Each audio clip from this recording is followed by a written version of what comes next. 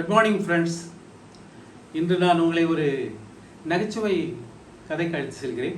இது எங்கோ கேட்ட ஒரு பழைய ஒரு நகைச்சுவை கதை. இதை நான் ஒரு போயம் வடிவில் படைத்து உங்கள் முன் வைக்கின்றேன். கேளுங்கள். கண்ணனும் கமலாவும் புதுமண தம்பதியர் கல்யாணமாகி கடந்தவையோ ஒரு சில வாரங்களே. தாய் தந்தையரின் செல்வத்தின் செல்லமகள் வாய்க்கு ருசியாய் சமைக்க அறியா செல்வமகள். வாய்க்கு ருசியாய் சமைக்க அறியா செல்வமகள். புது புது உணவு வகை விரும்பியவன் கண்ணன். புதுமனைவி அறிந்ததோ உப்புமா ஒன்றையே. 3 வேளை உப்புமா அவளும் சமைக்க தின்று முடிக்க வேண்டுமே புதுமனைவி மகிழ என கண்ணனும் சகித்தான் தன் விதியினை நொந்து கொண்டு. நாட்கள் பின்னிட தன் நாக்கும் உப்புமாவை மறுத்திட வாட்டம் கொண்டு கூறினான் அவள் உண்மைதனை மனைவியிடம். மனைவியும் சொன்னாள் வருந்தி நிற்கும் கணவனிடம். கோதுமை உப்புமா பொடியரிசி உப்புமா செய்யட்டுமா என கொடுமை இன்னும் வேண்டுமா நொந்து கொண்டான் தனக்குள்ளே. இப்படியாய் அவன் நாக்கு ஏங்கி நின்றிடினும் உப்புமாவோடு சரணமானான் இரண்டர கலந்து கொண்டு. கூறினான் ஒரு நாள் காலை தன் ஆசை மனைவியிடம். இன்றொரு நாள் மாற்றம் காண்போம் நட்சத்திர ஹோட்டல் ஒன்றில். தின்று மகிழ்வோம் பல உணவும் வாயிரிக்க வேட்கை தீர. இசைந்திட்டாள் கமலாவும் புதுமுணவு எதிர்கொண்டு. உணவகம் சென்றனர் நாவதனில் உமிழ்நீர் சுரக்க.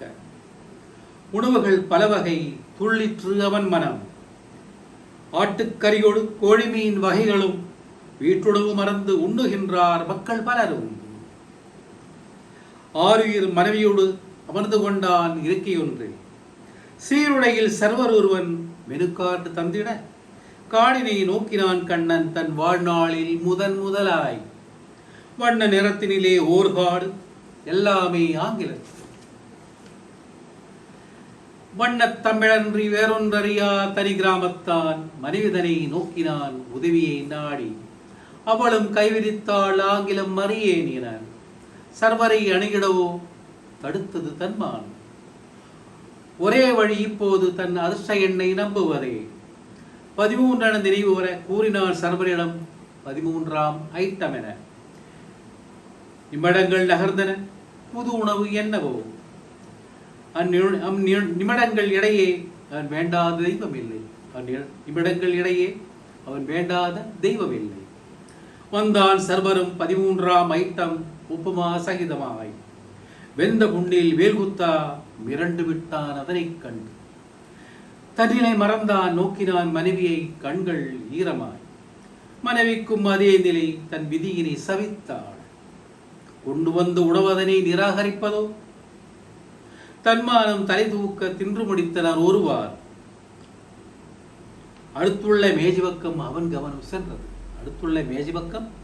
கவனம் சென்றது. கடுத்த பிரியனாய் கோழி பிரியாணியை விழுங்குகின்றான் ஓர் இளைஞன். உண்டு தீர்த்து சர்வரிடம் ரிப்பீட் என்றான் அவன் அவசரமாய். மீண்டும் வந்தது மற்றொரு பிரியாணி ரிப்பீட்டாக. பார்த்து கொண்டிருந்த கண்ணனின் மூளையிலே சிறியதோர் தீப்பொறி. கோழி பிரியாணியை ஆங்கிலத்தில் ரிப்பீட் எனதான் சொல்வாரோ. அடுத்தென்ன வேண்டும் என்று சர்வரும் கேட்டிட அவனும் மகிழ்வோடு கூறினான் ரிப்பீட் என்று. சர்வரும் வந்தான் ரிப்பீட்டாக உப்புமா பிளேட்டுமாய். கண்ணனும் மனைவியும் கண்டனர் உப்புமா. தலையிரண்டும் சுற்றி வர கண்கள் 4 இருண்டு வர. தரையினில் விழுந்தனர் மயங்கிய நிலையிலே கண்டோர் திகைத்தனர். முற்றும். வணக்கம்.